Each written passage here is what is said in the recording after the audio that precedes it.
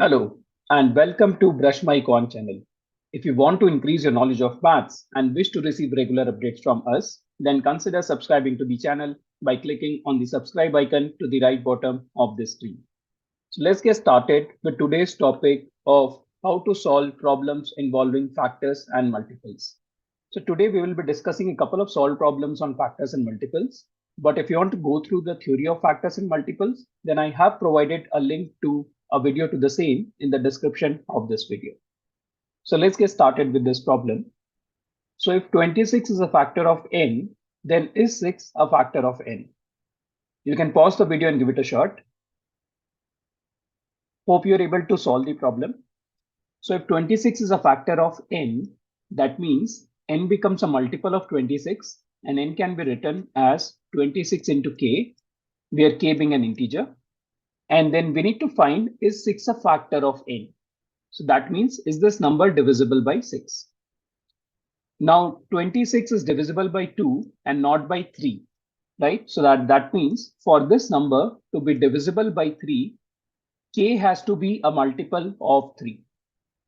So that means in some cases 26k will be divisible by 6. In some cases it will be not, right? So it really depends on the value of k. So we cannot answer for sure whether this number will be divisible by 6 or not.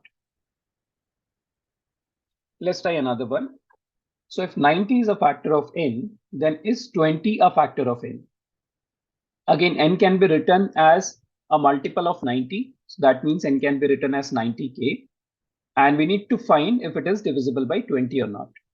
Now, if you try to divide 90k by 20, we know that both are divisible by 10.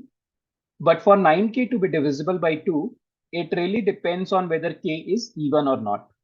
So again, in this case, it really depends on the value of k. In some cases, 90k will be divisible by 20. In some cases, it will be not. So we cannot answer for sure whether 20 is a factor of n or not. Let's try this one. So if 24 is a factor of n, then is n a multiple of 8? So 24 is a factor of n. That means n is a multiple of 24 and n can be written as 24 into k. And we need to find whether n is a multiple of 8. Now we can write n as 8 into 3k, where 3k is an integer. So that means n is definitely a multiple of 8. So answer is true in this case. Let's try this one. So if 4 and 6 are factors of x, then which of the following will be a factor of x for sure? Now here, two factors of x are given to us, which are 4 and 6. That means x will become a multiple of LCM of 4 and 6. So that means x can be written as LCM of 4 and 6 multiplied by k, where k is an integer. Now we know that LCM of 4 and 6 can be found out as 12. So x can be written as 12k. If you want to know how to find LCM of two numbers, do watch a video on theory of LCM. I have provided a link to the same again in the description of this video. So that means x is a multiple of 12 and so x will be divisible by 12 for sure. So that means which of the following will be a factor of x for sure? So answer is 12. You might be wondering why 24, 36, 48 are not the answers, because x can very well be equal to 12 itself. That means 24, 36, 48 will not be a factor of x in that case. Let's try this one. This is a data sufficiency problem. That means we need to find whether statement A alone is sufficient, B alone is sufficient, both together are sufficient to answer the problem, both together are not sufficient to answer the problem, or both individually are sufficient to answer the problem. So the problem is 192 divisible by x? And two options are given to us, where in the first case x is divisible by 12 and in the second case x is divisible by 16. So they are asking whether 192 is divisible by x or not. So in the first statement, x is divisible by 12. That means x is a multiple of 12. So x can be written as 12, 24, 36, 48, and so on. X can also be written as 192, and x can be greater than 192 also, right? And if you notice, 192 is nothing but 12 into 16. So in some cases, like when x is equal to 192, or let's say when x is equal to 12, then definitely 192 will be divisible by x. But in some cases like 1920 and so on, 192 will not be divisible by x. So statement A alone definitely is not sufficient to answer the problem.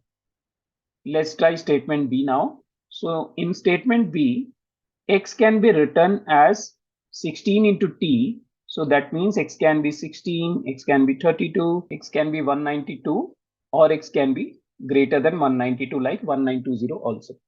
Again, similar to statement 1, in some cases like when x is equal to 192, when x is equal to 16, 192 is divisible by x, but definitely in cases like x is equal to 1920, 192 is not divisible by x. So statement B alone is also not sufficient to answer the problem. Let's see what happens when we take both of them together. So when we take both of them together, that means both 12 and 16 are factors of x. So x becomes a multiple of LCM of 12 and 16. Let's say this is E multiplied by R. We know LCM of 12 and 16 is 48. So x becomes 48R. That means x can be 48, x can be 96, x can be 192, or again x can be 1920 also. Similarly, like the cases above, in some of the cases, 192 will be divisible by x. In some cases, it might not be divisible by x. So even taking both the statement together, we are not able to answer the problem. So answer will be option number E. Let's try this one. Now this problem has 3 questions. So we'll have to answer all 3 of them. So if 12 is a factor of x and 16 is a factor of y, then is 48 a factor of xy? Is 96 or is 192 a factor of xy or not? So 12 is a factor of x. That means x is a multiple of 12. So x can be written as 12 into k. 16 is a factor of y. So y is a multiple of 16. So y can be written as 16 into t. And xy can be written as 12k multiplied by 16t, can also be written as 192k into t. Now, is 48 a factor of xy? Definitely, because 192 is divisible by 48. Is 96 a factor of xy? Again, answer is yes, because 192 is nothing but 96 into 2. And definitely 192 into kt is divisible by 192 also. So answer is all 3 of them are true and xy will be divisible by all 3 of them. Let's try this one. So in a competition, gold medal gives 7 points. So gold medal gives 7 points. Silver gives 5 points and bronze gives 3 points. Roger participated in the competition in various events and the product of all the points earned by him is this much. Then find the number of gold, silver and bronze medals earned by Roger. Now the catch in the problem is they have said that product of all the points earned by him. That means, let's say if he wins 2 gold medals, then product of those 2 gold medals will be 7 into 7 or nothing but 7 square. So let's say in total he wins G gold medals, S number of silver medals and B number of bronze medals. That means product of all the points earned by him will be 7 raised to G multiplied by 5 raised to S multiplied by 3 raised to B, and this is equal to 33075. Now 33075 can be written as 3 cube into 5 square into 7 square. And going by the theory of exponents, if the powers, if the bases are same, then even the power will be same, right? So in this case, B becomes 3, S becomes 2, and G becomes 2. That means he is winning 3 bronze medals and 2 silver and gold medals each. Hope you found this video useful and thank you once again for taking out time and watching the video.